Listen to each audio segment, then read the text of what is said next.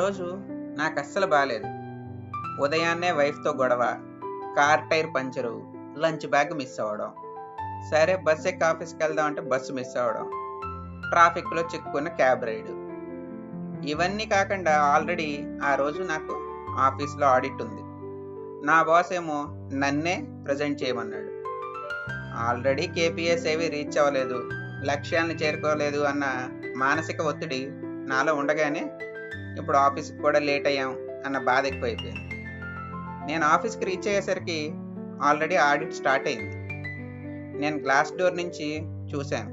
నా బాసు నేను సిద్ధం చేసిన పీపీటీయే ప్రజెంట్ చేస్తున్నాడు. నేను లోపలికి వస్తానని సైగ చేశా, కానీ నా బాస్ తల అడ్డంగా ఊపాడు. నాకు చాలా బాధేసింది. నన్ను ఎవరు గుర్తించలేదు. కనీసం నేను చేసిన పీపీటీ కానీ నా ఇన్వాల్వ్మెంట్ని కానీ ఎవరు ఐడెంటిఫై కూడా చేయలేదు అని అనిపించింది. నేను ఏ పని మీద దృష్టి పెట్టలేకపోయాను. సాయంత్రం ఆఫీస్ నుంచి బయటికి వచ్చి బస్ స్టాప్ వైపు నడుస్తున్నాను. ఇంతలో వెనక కార్ హారన్ వినిపించడంతో వెనక్కి తిరిగి చూశాను. కారులో నా బాస్. నేను అదే రూట్లో వెళ్తున్నాను, వచ్చి ఎక్కు అన్నాడు. నేను కాదనలేక ఎక్కి కూర్చున్నాను. కాసేపు మా మధ్య నిశ్శబ్దం కమ్మేసింది.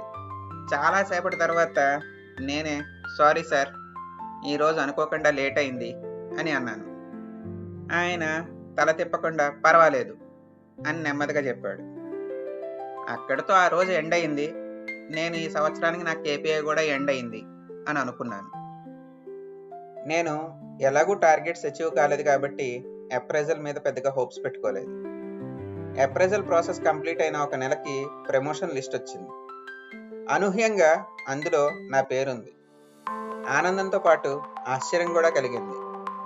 ధైర్యం చేసి నేను నా బాస్ క్యాబిన్లోకి వెళ్ళాను. ఆయన్ని, సార్ నేనేది టార్గెట్ రీచ్ అవ్వలేదు, ఈవెన్ ఆడిట్లో కూడా పాల్గొనలేదు, అయినా నాకు ప్రమోషన్ ఎందుకు అని ప్రశ్నించాను. ఆయన చిరునవ్వుతో, నీ దృష్టి అంతా టార్గెట్స్ మీదే ఉంది. మార్కెట్ కండిషన్స్ ప్రకారం నువ్వు సాధించిన టార్గెట్ బ్యాడ్గా ఏం లేదు, కానీ నువ్వు కేవలం నెంబర్స్ మాత్రమే చూస్తున్నావు, నిజమైన కండిషన్స్ని అర్థం చేసుకోవట్లేదు. ఆడిట్ విషయానికి వస్తే నువ్వు ఇచ్చిన పీపీటీ చాలా బాగుంది. ఒక్కరోజు లేట్ అయినంత మాత్రాన ఏమీ మారిపోదు. నీ డిసిప్లైన్ నాకు తెలుసు, కాబట్టి ఒక్కరోజు ఆలస్యాన్ని నేను తప్పుగా భావిస్తానని నువ్వెలా అనుకుంటున్నావు అని అన్నారు. ఆ మాటలు నన్ను చాలా ప్రభావితం చేశాయి.